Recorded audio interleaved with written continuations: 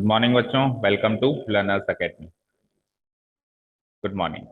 So the last part या last section of the chapter is trigonometric equations. Trigonometric equations, okay, ठीक है।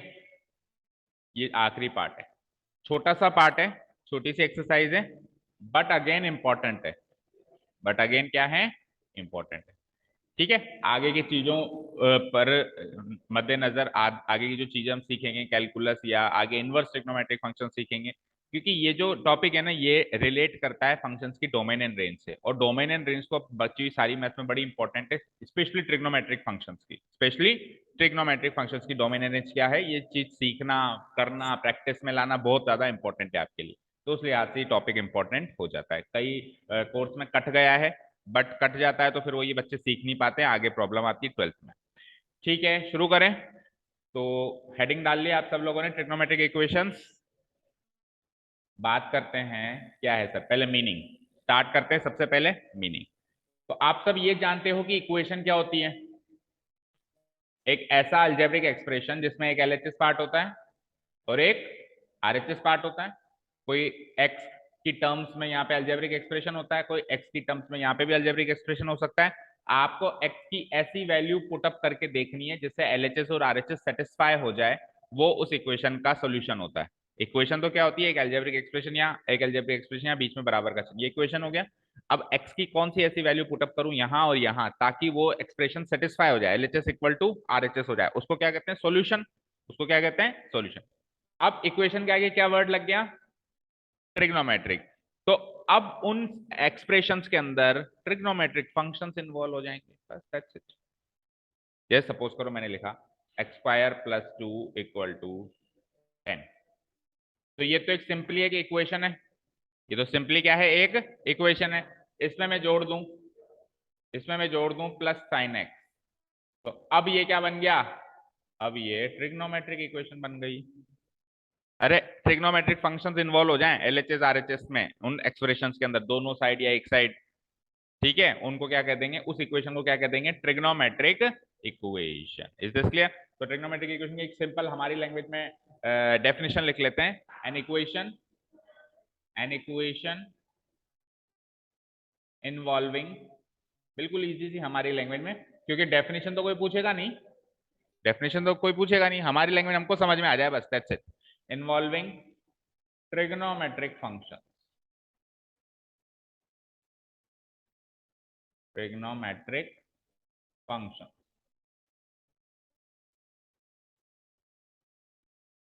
an equation involving trigonometric functions is called a trigonometric equation, is called a trigonometric equation.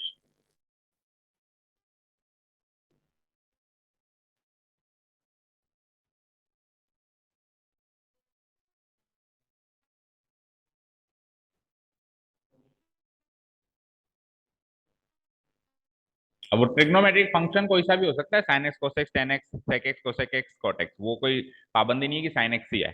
कोई भी एक trigonometric function, 6 trigonometric function होते हैं involve अगर equation में, तो उस इक्वेशन को क्या कह देंगे अपन? Trigonometric equation. अब बात करते हैं, फॉर एग्जाम्पल, एग्जाम्पल लिख लो। फॉर एग्जाम्पल मैंने लिख दिया sine x plus cos x equal to 1। ये एक ट्रिग्नोमेट्रिक इक्वेशन हो गई, ठीक है। या फिर लेटर से मैंने ले लिया tan x plus cosec x equal to 98। ये भी एक ट्रिग्नोमेट्रिक इक्वेशन हो गई, ठीक है। लेटर से मैंने ले लिया, सिंपली ले लिया मैंने साइन एक्स, या और कोई ले लो कॉट एक्स इक्वल टू √3। ये भी एक ट्रिग्नोमेट्रिक इक्वेशन हो गई ना भाई। एक ट्रिग्नोमेट्रिक फंक्शन तो शामिल हो ही गया ना इसमें, ऐसा मत सोचना कि ये नहीं है। ये भी एक ट्रिग्नोमेट्रिक इक्वेशन है, एलएचएस आरएचएस में से एक तो शामिल हो ही गया ना। समझ आया कुल मिला के? ठीक है। अब एक और ले लो फिर, क्योंकि मैं सॉल्यूशन की कहानी शुरू करूंगा तो इजी से शुरू करूंगा ताकि आपको चीजें अच्छे से समझ में आए। तो इजी वाली ले लेता हूँ, sine x equal to sine x equal to सबसे इजी जो लगता है हमको पाई बाय 1/√2 पाई/4 है ना।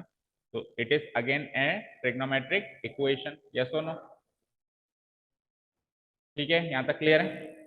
अब सर क्वेश्चन कैसे आएंगे, ट्रिग्नोमेट्रिक इक्वेशन क्या है वो तो समझ गए। क्वेश्चन आएंगे, इनको सॉल्व करो। क्वेश्चन आएंगे इन ट्रिग्नोमेट्रिक इक्वेशन को सॉल्व करो। और in other way I will say कि इन ट्रिग्नोमेट्रिक इक्वेशन में एक्स की वैल्यू निकालो। इन ट्रिग्नोमेट्रिक इक्वेशन में क्या निकालो, एक्स की वैल्यू। एक्स की कौन सी ऐसी वैल्यू है जो मैं इसमें पुटअप करूं ताकि ये एलएचएस आरएचएस बराबर हो जाए। एक्स की कौन सी वैल्यू यहाँ पुटअप करूं ताकि ये एलएचएस आरएचएस इक्वल हो जाए। एक्स की कौन सी वैल्यू यहाँ पुटअप करूं ताकि एलएचएस आरएचएस इक्वल हो जाए। और एक्स की वैल्यू कौन सी यहाँ पुटअप करूं ताकि एलएचएस आरएचएस इक्वल हो जाए। ये एक्स की वैल्यूज क्या कहलाती हैं, सॉल्यूशंस। क्या कहलाती हैं, सॉल्यूशंस ऑफ ट्रिग्नोमेट्रिक इक्वेशंस। कोई कहे इस ट्रिग्नोमेट्रिक इक्वेशन को सॉल्व करो, या कोई कहे इसका सॉल्यूशन निकालो, बात है कि एक्स की वैल्यू निकालो। बात है कि क्या निकालो, एक्स की वो वैल्यू निकालो जिससे एलएचएस आरएचएस क्या हो जाए, इक्वेट हो जाए, सेटिस्फाई हो जाए। यहाँ तक क्लियर है सारी बातें, कोई दिक्कत नहीं है। ओके, तो नेक्स्ट सेटिंग डाल दो, solution of trigonometric equation.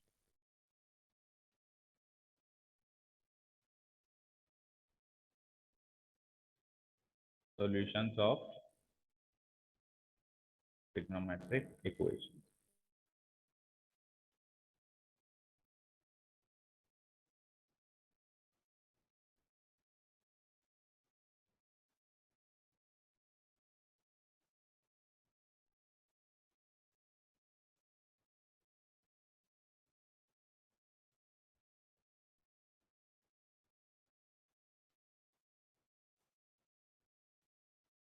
Solutions of trigonometric equation, ठीक है।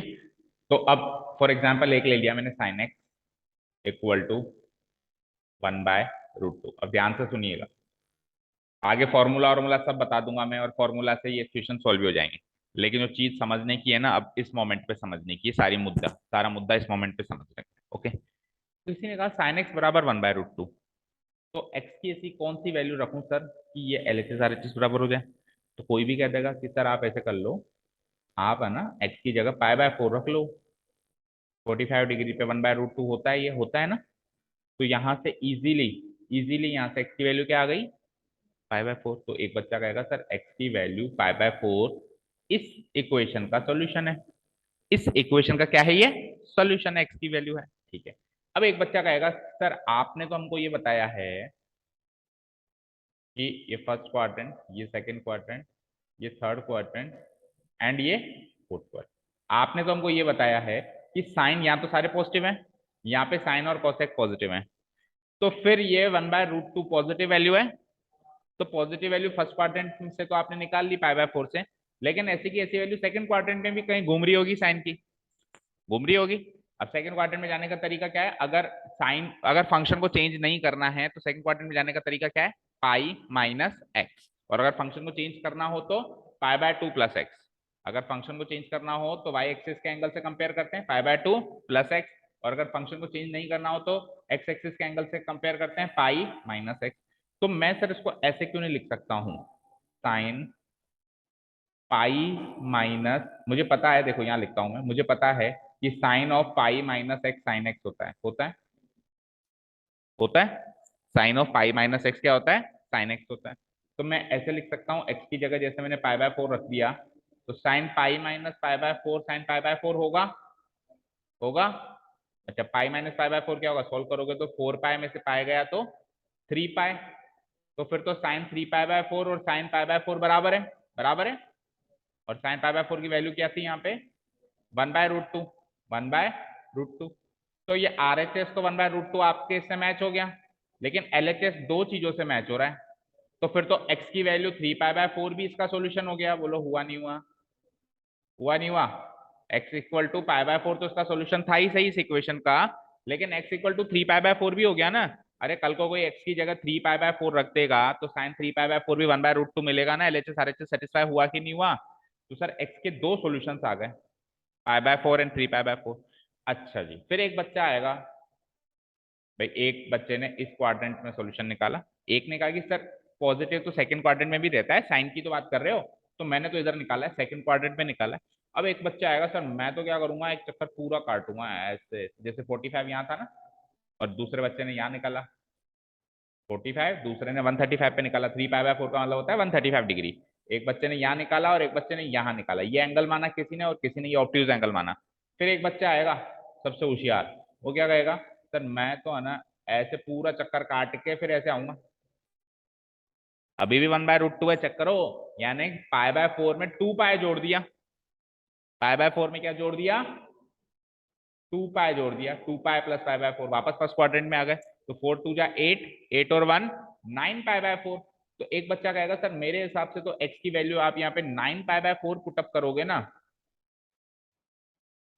तो भी साइन 9 पाई बाय 4 जो है 1/√2 देगा, देगा ही देगा। ऑब्वियस सही कह रहा है, वो भी गलत नहीं कह रहा है, क्योंकि घूम के वापस फर्स्ट क्वाड्रेंट में आ गए। फिर एक बच्चा कहेगा सर अब एक बार घूम गए ना, अब आओ सेकंड क्वाड्रेंट में, यानी कि अब इसमें से आप 90 डिग्री और जोड़ो। एक बच्चा कहेगा 90 जोड़ो, फिर कहेगा पूरा 360 जोड़ो, फिर कहेगा नहीं 90 जोड़ो, फिर कहेगा पूरा 360 जोड़ो। तो ऐसे तो चलते ही जाओ चलते ही जाओ चलते ही जाओ चलते जाओ, यहाँ तो एक्स की इनफाइनाइट वैल्यूज पॉसिबल है कि नहीं है, क्योंकि ट्रिग्नोमेट्रिक फंक्शंस हैं ये तो बार बार वैल्यूज रिपीट करते हैं। तो फिर एक्स के सॉल्यूशंस क्या माने जाएं, मतलब यहाँ पे ट्रिग्नोमेट्रिक इक्वेशन का सॉल्यूशन क्या माना जाए, तो इसीलिए उन्होंने बाइफोर्केट कर दिया दो पार्ट्स में। एक का नाम रख दिया प्रिंसिपल सॉल्यूशन, एक का नाम रख दिया जनरल सॉल्यूशन। क्या कहा मैंने, एक का नाम रख दिया प्रिंसिपल सॉल्यूशंस, एक का नाम रख दिया जनरल सॉल्यूशन। प्रिंसिपल सॉल्यूशंस वो सॉल्यूशंस हैं जो एक चक्कर के अंदर अंदर आते हैं, 0 से लेके 2 पाई। एक चक्कर के अंदर अंदर आते हैं 0 से लेके 2 पाई, जैसे कि पाई बाय 4 और 3 पाई बाय 4। पाई बाय 4 यहाँ मिला, 3 पाई बाय 4 यहाँ मिला, एक चक्कर अभी पूरा नहीं हुआ उससे पहले मिल गया ना दोनों। तो ये तो है हमारे दोनों प्रिंसिपल सॉल्यूशंस, ये दोनों क्या है हमारे प्रिंसिपल सॉल्यूशंस। जनरल सॉल्यूशन का मतलब क्या होगा, अभी मैं लिखवाऊंगा सारी बात। जनरल सॉल्यूशन का मतलब एक ऐसा सॉल्यूशन, एक ऐसा सॉल्यूशन जो फॉर्मूला की तरह दिखाई दे। किसकी तरह दिखाई दे, फॉर्मूला होता है, जैसे अपन एपी पढ़ते थे, तो एपी में जनरल टर्म का फॉर्मूला होता था a+n-1 × d। अभी पर्टिकुलर कोई आंसर नहीं है, लेकिन यहाँ पे एन की अलग अलग, डी की अलग अलग, ए की अलग अलग वैल्यू पुटअप करे जाओ तो अलग अलग चीजें मिलती जाती थी। तो उसी तरीके से जनरल सॉल्यूशन का मतलब एक ऐसा सॉल्यूशन जो फॉर्मूला बेस्ड हो, फॉर्मूला की तरह दिखाई दे, वहां पे एन की या कुछ भी जो चीजें हैं उसकी वैल्यू रखते जाएं तो हमको अलग अलग अलग अलग अलग वैल्यूज मिलती रहे, उसको क्या कहते हैं जनरल सॉल्यूशन। और पर्टिकुलर सॉल्यूशन जो जीरो, ओ सॉरी क्या कहा मैंने, प्रिंसिपल सॉल्यूशन। प्रिंसिपल सॉल्यूशन जो यहां से लेके यहां तक 2 पाई के अंदर अंदर first second third fourth quadrant के अंदर अंदर मिले। और याद रखना हमेशा, हमेशा याद रखना, कोई भी ट्रिग्नोमेट्रिक फंक्शन 6 में से कोई भी एक पर्टिकुलर वैल्यू, जैसे यहाँ पे 1/√2 की बात हो रही है, एक चक्कर के अंदर 2 बार अटेंड करता है हर एक ट्रिग्नोमेट्रिक फंक्शन। हर एक trigonometric function sine cosine cosec sec cot जो होगा, कोई भी एक पर्टिकुलर वैल्यू ले ली, जैसे 1/√2, तो 1/√2 ऑब्वियसली फर्स्ट क्वाड्रेंट में तो करेगा ही करेगा ना। उसके बाद एक बार सेकंड थर्ड फोर्थ में से एक कोई किसी में करेगा, जैसे अभी साइन तो सेकंड में करेगा, कॉस क्या करेगा फोर्थ में करेगा, और टेन क्या करेगा थर्ड में करेगा, वो फर्स्ट और थर्ड में पॉजिटिव होता है। तो एक बार तो वो रिपीट करेगा, यानी कि एक वैल्यू 2 बार तो आएंगी आएंगी, एक बार तो फर्स्ट क्वाड्रेंट में आएगी और एक बार सेकंड थर्ड फोर्थ में से आएंगी। तो हमेशा हर एक ट्रिग्नोमेट्रिक फंक्शन की दो प्रिंसिपल सॉल्यूशंस निकल गए। 0 से लेकर 2 पाई में हमेशा दो निकलेंगे नहीं निकलेंगे, जैसे यहाँ पे कौन कौन से निकले, 3 pi by 4 and pi by 4। और जनरल सॉल्यूशन तो अभी मैं फॉर्मूला लिखवाऊंगा, उसको सीधे रट लो या कैसे भी कर लो, ठीक है, वो मैं 3 फॉर्मूले लिखवाऊंगा, उससे खत्म हो जाए, उसको उससे अपन प्रूव भी करेंगे चीजों को। ठीक है, कहने का मतलब ये है कि अगर मेरे पास ये एक सर्किल है, तो जैसे यहाँ पे सारे पॉजिटिव, फर्स्ट क्वाड्रेंट में ऑल पॉजिटिव, यहाँ पे साइन पॉजिटिव, यहाँ पे टेन पॉजिटिव और यहाँ पे कॉस पॉजिटिव, ऐसी तो सीखा है हमने एसटीसी। तो कोई भी वैल्यू आएगी वो फर्स्ट क्वाड्रेंट में तो मिलेगी मिलेगी, साइन की वही वैल्यू सेकंड क्वाड्रेंट में भी मिलेगी मिलेगी नहीं मिलेगी, कॉस की वही वैल्यू फोर्थ क्वाड्रेंट में भी मिलेगी मिलेगी नहीं मिलेगी, और टेन की वही वैल्यू थर्ड क्वाड्रेंट में भी मिलेगी मिलेगी नहीं मिलेगी, समझ गए। तो एक चक्कर के अंदर हर एक ट्रिग्नोमेट्रिक फंक्शन कोई भी वैल्यू 2 बार अटेंड करेगा नहीं करेगा, चाहे पॉजिटिव हो चाहे नेगेटिव हो। अगर नेगेटिव है, जैसे साइन की नेगेटिव है तो इन दोनों में नेगेटिव है, अगर कॉस की नेगेटिव है तो इन दोनों में नेगेटिव है, टेन की नेगेटिव है तो इन दोनों में नेगेटिव है, और पॉजिटिव है तो पॉजिटिव भी 2 बार है, नेगेटिव भी 2 बार है, क्योंकि दो क्वाड्रेंट पॉजिटिव के हैं, दो क्वाड्रेंट नेगेटिव के हैं, कोई भी ट्रिग्नोमेट्रिक फंक्शन ले लिया जाए। Is this clear. और जनरल सॉल्यूशन में मैं आपको क्या करूंगा, एक फॉर्मूला बता ही दूंगा। इज दिस क्लियर, चलिए तो अब आगे लिख लीजिए जितना सीखा हमने अभी। Solutions of A trigonometric equation क्या होती है, लिखिए, द वैल्यू या values of x which satisfy the given trigonometric equations the given trigonometric equation.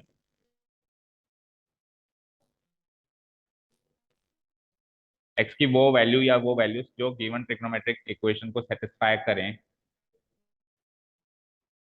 are called as the solution या फिर solutions of the trigonometric equation. कि एक है तो सॉल्यूशन और एक तो वैसे भी होगा ही नहीं, मैंने कहा मिनिमम दो तो वही हो गए, प्रिंसिपल की भी बात करें तो है ना, ट्रिग्नोमेट्रिक इक्वेशन.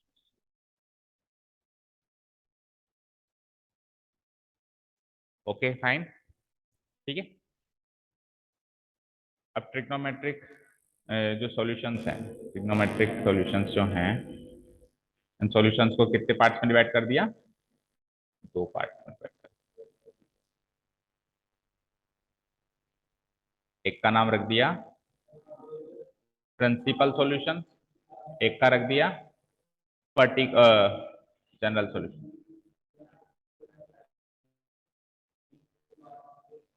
ठीक है, एक का नाम तो रख दिया इन्होंने principal solution, principal solution, clear. और एक का नाम क्या रख दिया, जनरल सॉल्यूशन. तो आपके सामने जो भी ट्रिग्नोमेट्रिक इक्वेशंस आएंगी उनका या तो आपसे प्रिंसिपल सॉल्यूशन पूछेगा या फिर क्या पूछेगा, जनरल सॉल्यूशन पूछेगा, या फिर क्या पूछेगा, दोनों पूछेगा. दोनों भी पूछ लेता है कई बार. ठीक है, प्रिंसिपल सॉल्यूशंस,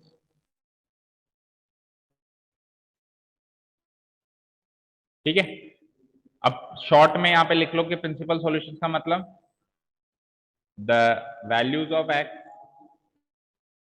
द वैल्यू या फिर values of x lying between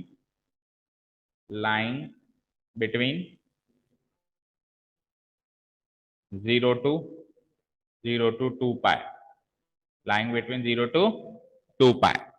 That is, इसका मतलब हो गया कि x बिलोंग्स टू हो जाता है यहाँ पे 0 से लेके 2 पाई.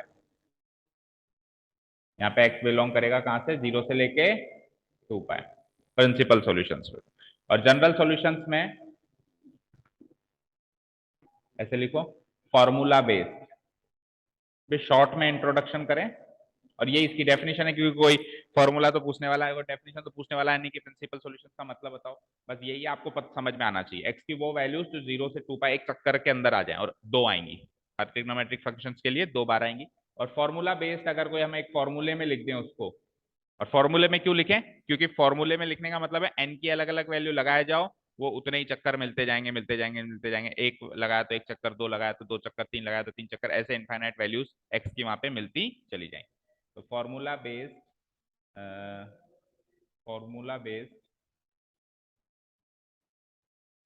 Solution, formula based solution,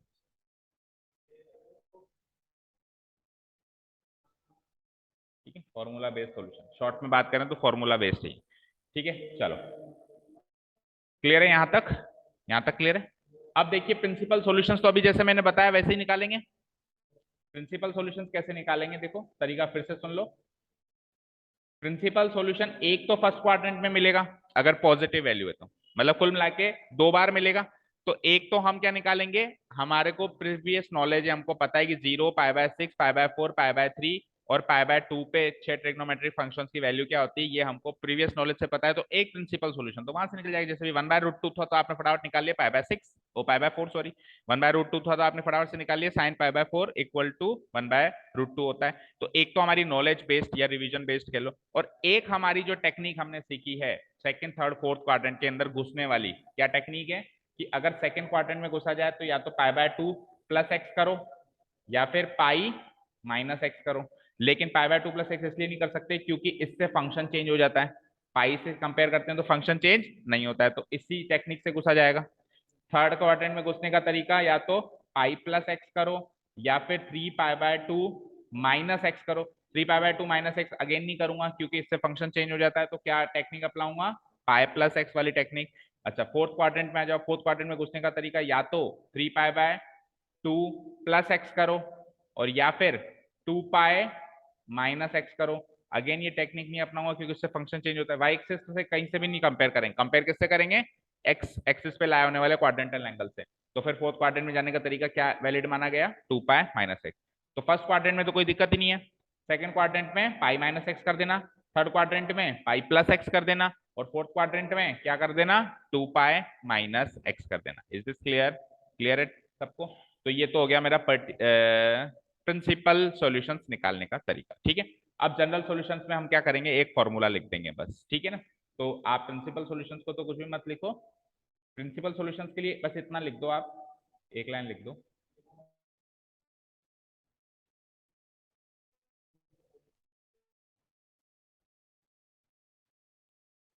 hair here the solutions the solutions solutions का मतलब values of x, values of x lie lie between 0 to 2 pi. ठीक है, and each each trigonometric function and each trigonometric function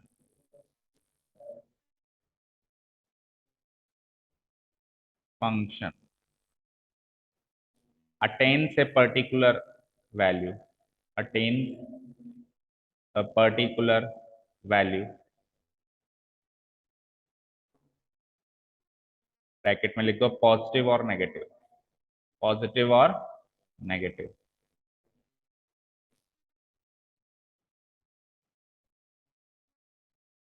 negative twice twice in the interval in the interval 0 to 2 pi, in the interval 0 to 2 pi.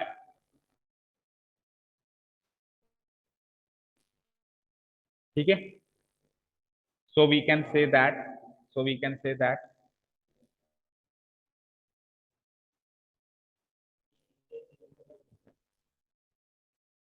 there are there are two principal solutions, there are two principal solutions,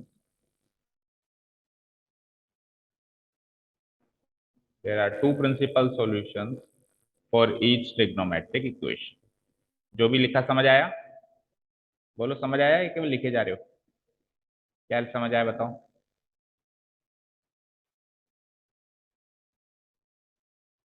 यहाँ पे जो solutions हैं, यहाँ पे जो solutions हैं वो 0 to 2 पाई के बीच में होते हैं। और कोई भी ट्रिग्नोमेट्रिक फंक्शन हो, ईच ट्रिग्नोमेट्रिक फंक्शन, फंक्शन नहीं हर एक फंक्शन, ईच ट्रिग्नोमेट्रिक फंक्शन, कोई भी ट्रिग्नोमेट्रिक फंक्शन हो वो कोई भी पर्टिकुलर वैल्यू को अटेन करता है, चाहे से वो वैल्यू पॉजिटिव हो चाहे से वो वैल्यू नेगेटिव हो। जैसे अभी साइन एक्स इक्वल टू 1/√2 था तो फर्स्ट और सेकंड क्वाड्रेंट में अटेन कर रहा था। कल को अगर -1/√2 होता तो थर्ड और फोर्थ में करेगा, पर करेगा तो दो बार ही। तो चाहे से पॉजिटिव हो चाहे से नेगेटिव हो, हर एक ट्रिग्नोमेट्रिक फंक्शन कोई भी पर्टिकुलर वैल्यू को दो बार अटेन करेगा, ट्वाइस। इस इंटरवल में 0 से लेके 2 पाई एक चक्कर वाले इंटरवल में वो एक बार नहीं कितनी बार अटेंड करेगा? दो बार। चाहे से वो वैल्यू पॉजिटिव ली जाए चाहे से वो वैल्यू नेगेटिव ली जाए, दो बार अटेंड करेगा। ठीक है, तो हम ये कह सकते हैं, कंक्लूजन हम ये दे सकते हैं कि इस 0 to 2 पाई के बीच में ही तो मिलते हैं प्रिंसिपल सॉल्यूशन। तो हमको हर एक ट्रिग्नोमेट्रिक, कोई भी ट्रिग्नोमेट्रिक इक्वेशन सामने है तो इसके हमेशा दो ही प्रिंसिपल सॉल्यूशंस निकलेंगे। कितने निकलेंगे? We can say that there are two principal solutions for each trigonometric equation. Principal solution हमेशा कितने निकलेंगे? दो ही निकलेंगे। अब बात करें जनरल सॉल्यूशन की। चलो नेक्स्ट हेडिंग डालो, general solution. General solution formula based है, तो फॉर्मूला बेस्ड है तो भाई तीन फॉर्मूले लिख दो।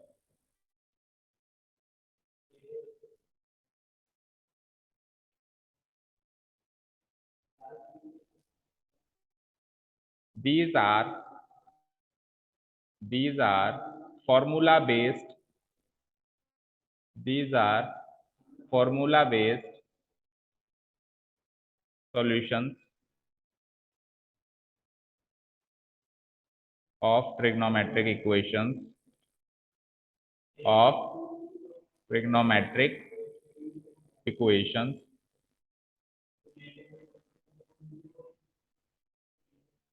in which in which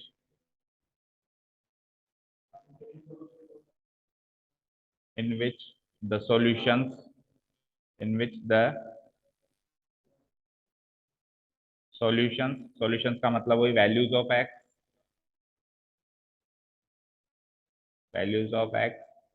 go beyond the interval 0 to 2 pi, go beyond the interval 0 to 2 pi.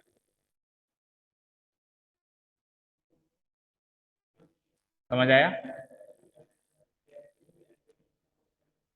ये वो फॉर्मूला बेस्ड सॉल्यूशंस हैं जिसमें 0 to 2 पाई इंटरवल भी क्रॉस हो जाती है, बियॉन्ड उसके। ठीक है, 0 to 2 पाई के बाद लगाया जाओ इनफाइनाइट सॉल्यूशंस मिलते हैं। तो अब सारे लिख थोड़ ना सकते हैं प्रैक्टिकली, तो फॉर्मूला बेस्ड सॉल्यूशन लिख देते हैं, जनरल सॉल्यूशन। इसमें बच्चे को कह देते हैं भैया इनके अलग अलग वैल्यू निकाले जाना, जिंदगी खत्म हो जाएगी तेरी, पर ये सॉल्यूशंस खत्म नहीं होंगे। ठीक है ना? तो ये वो जनरल सॉल्यूशंस कहलाते हैं। Is this clear? ठीक है, चलिए। तो अब इसको निकालने के लिए तीन फॉर्मूलाज है हमारे पास। जनरल सॉल्यूशंस कितने हैं हमारे पास? तीन है ना? तो पहला फॉर्मूला है, ऐसे लिखो, there are in all three formulas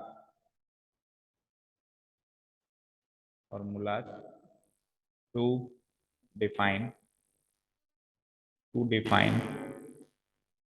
these general these general solutions। और वो तीन फॉर्मूला याद करने हैं, रटने हैं, कैसे भी मान। ओके, खत्म हो गया यहाँ पे शीट। शीट बढ़ाने के लिए मैं नेक्स्ट शीट से ही लिख रहा हूँ। हाँ, तो पहला फॉर्मूला है बेटा, अगर sine x equal to sine y दिख जाए, अगर sine x equal to sine y दिख जाए, ठीक है, इसके आगे लगाओ इफ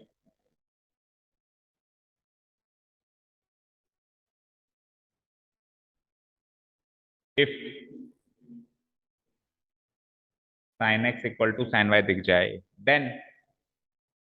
देन एक्स की वैल्यू होती है n pi plus minus n pi plus -1 की पावर n इंटू वाई। ठीक है, अभी सारे फॉर्मूले रख के बताएंगे, एक एक एग्जांपल करके बताएंगे। ठीक है, दूसरा, तीन फॉर्मूला बताया ना मैंने। इफ, देखो इनका derivation as such not very important, not, थोड़ा सा भी इंपॉर्टेंट नहीं है, मतलब इनका डेरिवेशन सीधे फॉर्मूला रख के अपने को आंसर्स करने। और फिर भी अगर आपको जरूरत पड़ेगी मेरे को देखने, तो एक बार बस एनसीईआरटी में जहाँ पे फॉर्मूला लिखे हुए हैं उसके आसपास की दो तीन लाइनें पढ़ते ही समझ में आ जाएगा। और दूसरी बात, अभी जब अपन क्वेश्चन करेंगे ना, क्वेश्चन में भी आपको समझ में आ जाएगा कि ये फॉर्मूला कैसे बना। क्वेश्चन करते करते इसका डेरिवेशन हम कर लेंगे, है ना। मेन तो ये फॉर्मूला याद रखना है। और जैसा कि मैंने कहा, जब चीज चलती है तब तो याद हो जाता है, बात आगे के लिए याद नहीं होता है। तो आगे के लिए कैसे याद रखना है वो आप पे डिपेंड करता है ना। तो if cos x equal to cos y, second formula is if cos x equal to cos y, then x की वैल्यू हो जाती है 2n पाई प्लस और माइनस y। अच्छा, एक चीज लिखना भूल गए, यहाँ पे n कोई भी इंटीजर है, यहाँ पे n कोई भी इंटीजर है। इंटीजर समझते हो, 1 2 3 4 5। ठीक है, तो मैं नीचे लिख देता हूँ। इस साइन का मतलब पता है क्या होता है? इस साइन का मतलब होता है फॉर ऑल। साइन का मतलब क्या होता है? For all n belongs to integer. यहाँ पे भी लिखो, for all n belongs to integer. ठीक है, क्लियर है यहाँ तक? तो एक फॉर्मूला मुझे ये मिला, ब्रैकेट में पैक कर देते हैं, चलो। एक फॉर्मूला मुझे ये मिला साइन एक्स, और साइन एक्स वाले इक्वेशन का फॉर्मूला ये मिला, cos x वाला ये मिला, और एक tan x का और पढ़ना है। और बाकी तीन तो इन्हीं के रेसिप्रोकल होते हैं ना। तो अगर इन केस बाकी तीन इक्वेशंस आ जाएं, जैसे cos x है cot, तो उनका रेसिप्रोकल करके इक्वेशन को थोड़ा चेंज कर देंगे, sin cos tan में चेंज कर देंगे और sin cos tan के बाद वापस ये फॉर्मूला लगा देंगे। ठीक है, एक फॉर्मूला ये मिला, दूसरा cos वाला फॉर्मूला मिला ये,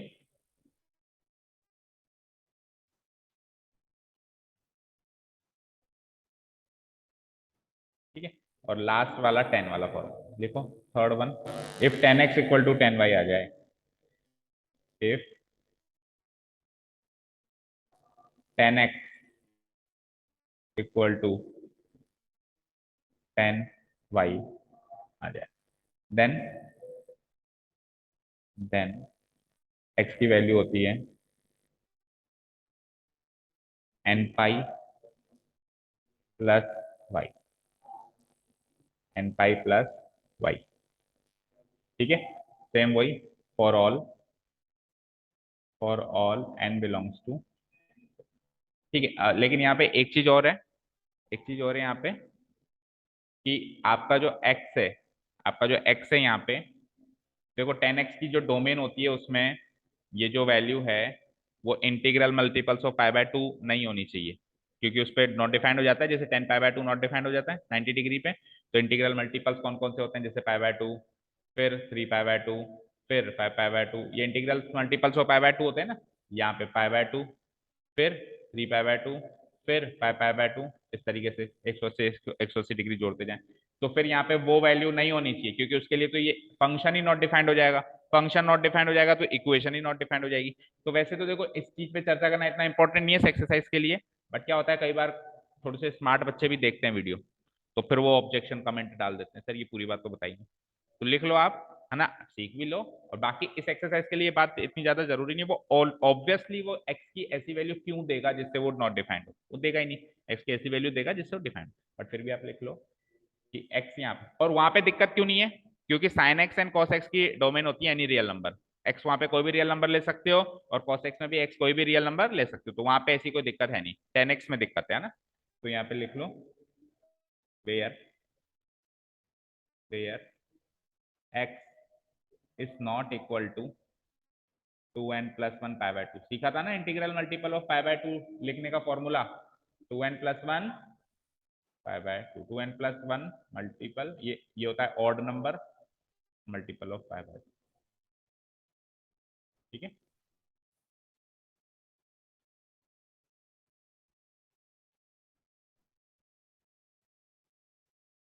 and n is an integer, ठीक है। तो ये मिल गया मुझे लास्ट फॉर्मूला। अब चलते हैं सीधे क्वेश्चन पे, एक एक क्वेश्चन करते हैं और खत्म करते हैं नहीं एक्सरसाइज का नहीं, एग्जाम का। अच्छा एक्सरसाइज में तीन चार क्वेश्चन है क्या, एक्सरसाइज में कितने क्वेश्चन देखना, सीधे एक्सरसाइज कर लेंगे फिर तो, अगर ऐसा है तो। कितने, 9। चलो एक्सरसाइज कल करेंगे ढंग से बिल्कुल, है ना। अभी अपन एक एग्जाम्पल या दो एग्जाम्पल देख लेते हैं। क्लियर है, ये लिख लिया सबने। अब चलो बुक, हाँ जी। तो सीधे ऐसा क्वेश्चन पकड़ते हैं जिसमें जनरल सॉल्यूशन पूछा उसने। देखो यहाँ पे ये तीन फॉर्मूले हैं, साइन एक्स तीन थ्योरम के फॉर्म में दे रखा है, sine x equal to sine y. तो इसमें तो ये वाला फॉर्मूला लिखा हमने, चेक करो बुक से भी मैच करते जाया करो हमेशा ना, रेफरेंस हमेशा एनसीईआरटी। ये वाला लिखा है हमने साइन एक्स साइन वाई का, कॉस एक्स कॉस वाई का क्या लिखा है, ये वाला लिखा है कहाँ गया, ये तो साइन एक्स का ही चल रहा है, कॉस एक्स का ये लिखा है, ठीक है। और थ्योरम नंबर 3 में फिर टेन एक्स का लिखा, टेन एक्स टेन वाई का हमने क्या लिखा है, ये वाला लिखा होगा, where x equal to n pi plus, ठीक है फाइन, ठीक है ना, ओके। चलो अब देखो ये फॉर्मूला मिला कहां से, ये फॉर्मूला हमको मिला कहां से। तो देखो हमने ये देखा, जैसे अभी अभी साइन एक्स की बात कर रहे थे, तो जैसे 45 डिग्री पे 1/√2 मिला, तो अब दोबारा 1/√2 कब मिलेगा, इस वाले क्वाड्रेंट में मिलेगा। और फिर तीसरी बार कब मिलेगा, तो पहली बार तो 90 डिग्री जोड़ने पे मिला, दूसरी बार यहां से कितना जुड़ा, लगभग 270 डिग्री। भाई पहली बार तो 90 डिग्री जुड़ने में मिला, और दूसरी बार कैसे मिला, 270 डिग्री। फिर तीसरी बार वापस 90, फिर 270, 90, 270। तो अब आप क्या करोगे, आपको वो अलग अलग वैल्यूज निकालने के लिए एक बार 90 जोड़ोगे, फिर एक बार 270, फिर एक बार 90, फिर एक बार 270, ऐसे ही करोगे। तो उसको एक फॉर्मूला में पैक करें, तो फॉर्मूला यही बनता है, एन पाई प्लस -1 की पावर और -1 की पावर n इंटू वाई। अब देखो n की वैल्यू एक बार 0 रखो, n की वैल्यू नहीं, n की वैल्यू 1 रखो तो 1 इंटू पाए पाए, n की वैल्यू 1 रखो तो -1 की पावर 1 -1, तो ये पाई माइनस वाई हो गया। पाई माइनस वाई यानी कि 180 डिग्री में से माइनस करना है, यानी सेकंड क्वाड्रेंट में पहुंच गए आप। पाई माइनस एक्स 180 डिग्री यानी सेकंड क्वाड्रेंट में पहुंच गए। अच्छा एन की वैल्यू 2 रखा तो 2 पाए, ठीक है। फिर एन की वैल्यू यहाँ पे भी 2 रखो तो -1 का स्क्वायर प्लस 1, तो 2 पाए प्लस वाई, यानी वापस फर्स्ट क्वाड्रेंट में पहुंच गए।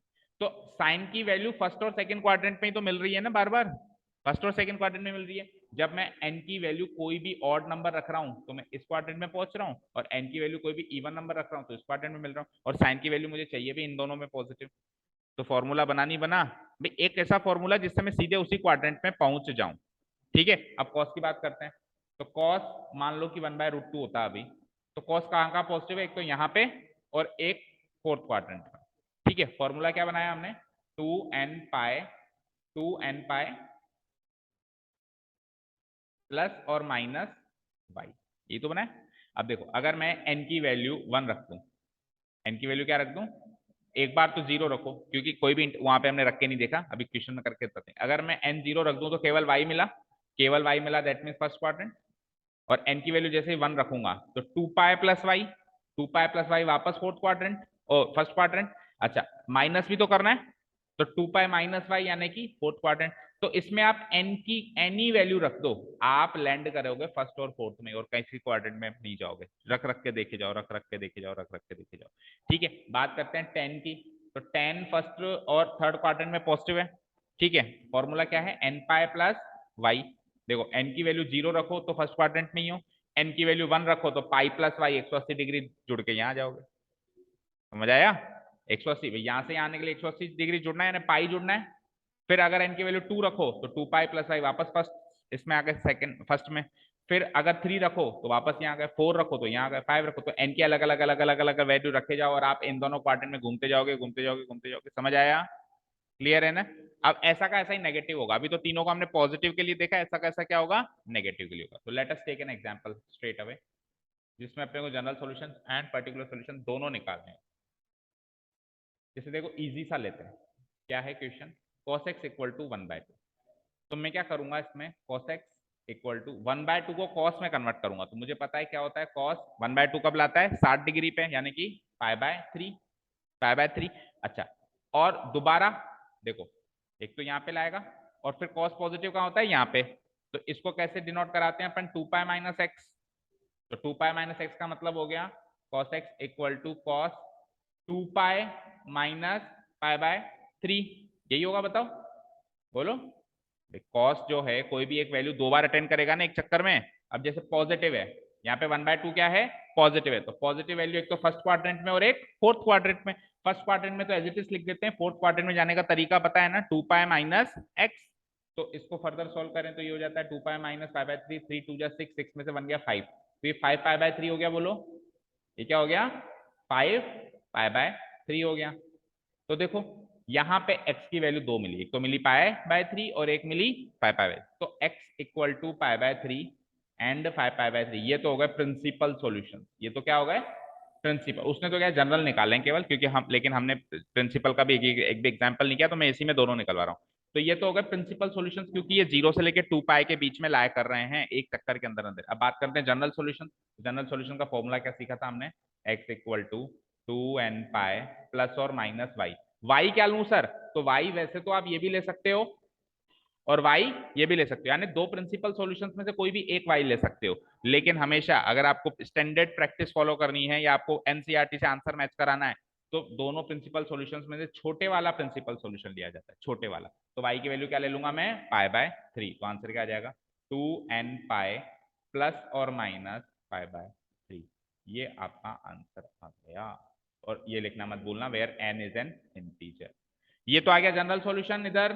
और ये दोनों आ गए मेरे प्रिंसिपल सॉल्यूशन। अच्छा, अब आप n की वैल्यू पुटअप करके देखो, आपको ये दो सॉल्यूशन भी मिलेंगे उसमें। जैसे n की वैल्यू 0 पुटअप कर दें तो π/3 वाला सॉल्यूशन मिला, और n की वैल्यू अगर मैं 1 पुटअप कर दूं तो 2π - π/3 वाला सॉल्यूशन मिला।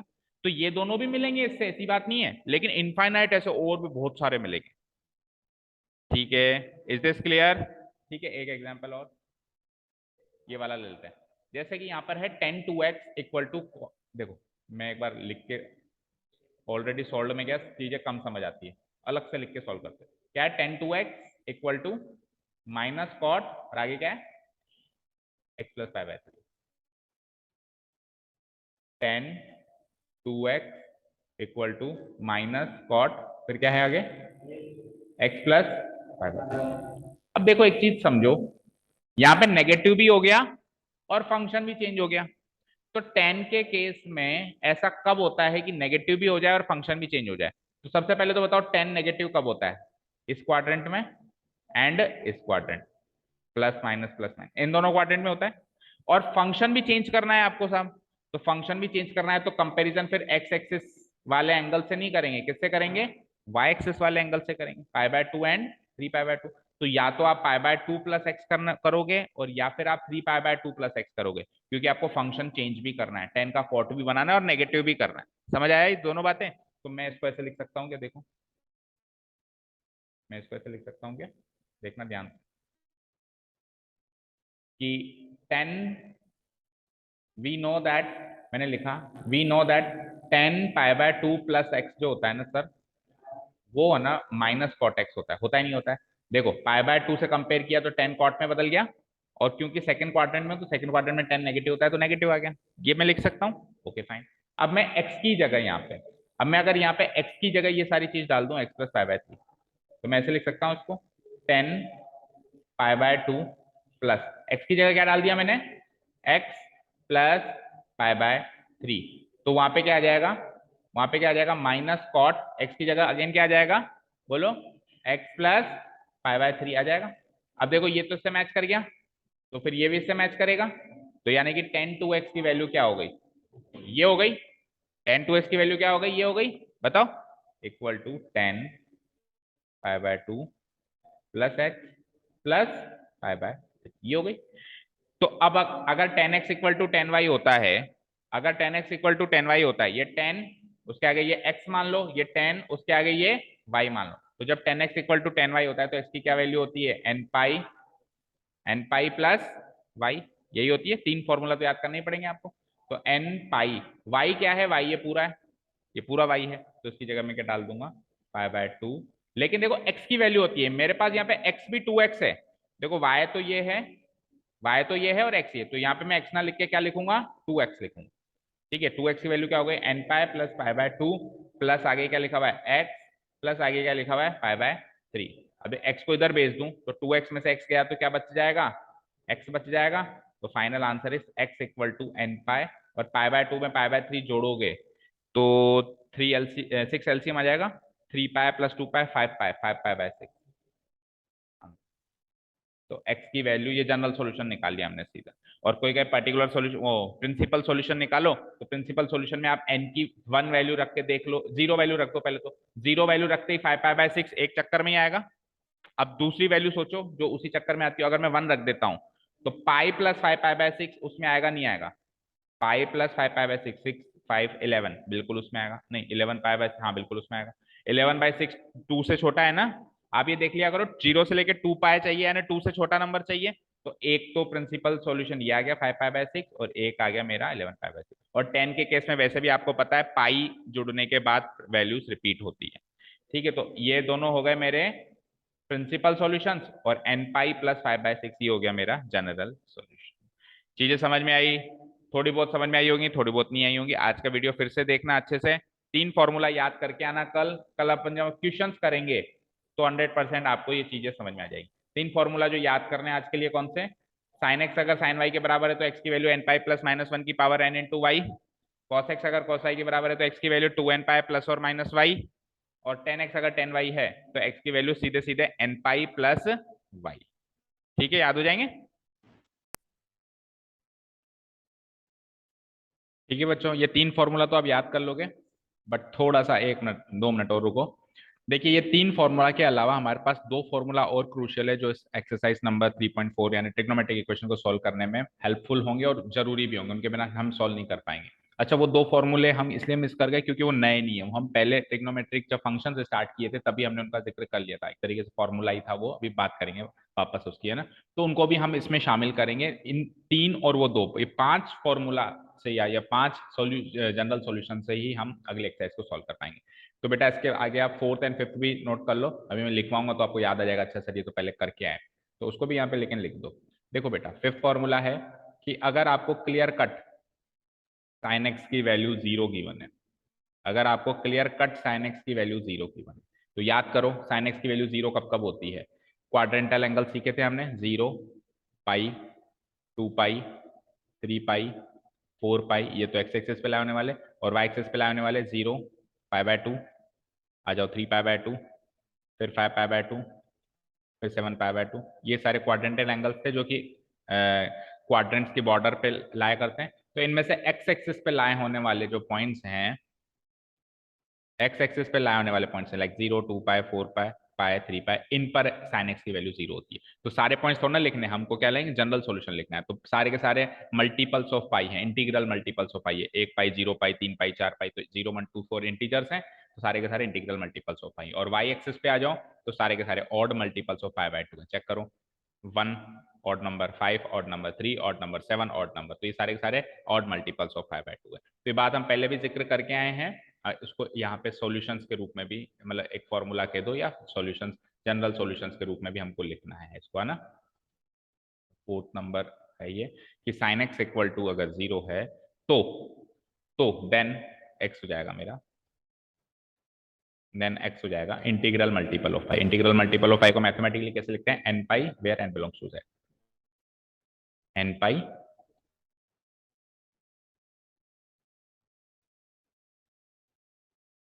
N pi where n belongs to z, ठीक है। ये हो गया 4th नंबर। इन 5 में से एक सिचुएशन 100% बनेगी, है ना, 3 में से तो नहीं बनती, हालांकि देखो उन 3 से भी सॉल्व किया जा सकता है, लेकिन ये 5 को शामिल कर ले, इन 2 को और शामिल कर ले तो और मोर प्रिसाइसली हम बात कर पाएंगे या मोर क्विकली हम सॉल्व कर पाएंगे क्वेश्चन को, इसीलिए इनको भी इसमें शामिल किया गया है। और पीछे जो आंसर्स आपके एनसीईआरटी से मैच करेंगे ना अगर 3.4 एक्सरसाइज के, तो वो इनकी मदद से ही मैच करेंगे, अदरवाइज क्या होगा, कई बार हमारा आंसर करेक्ट होगा लेकिन एग्जैक्टली एनसीईआरटी से मैच नहीं करेगा, तो अगर एनसीईआरटी से मैच कराना है तो इन दोनों को भी शामिल करना पड़ेगा, ठीक है। 5th वन इज कि इफ cos x अगर 0 हो, इफ cos x अगर 0 हो,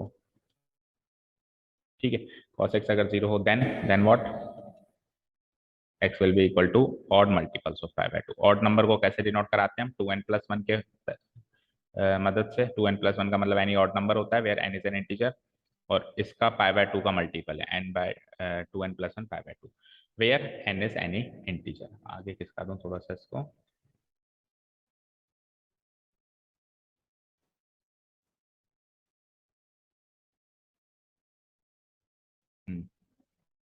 where n belongs to an integer.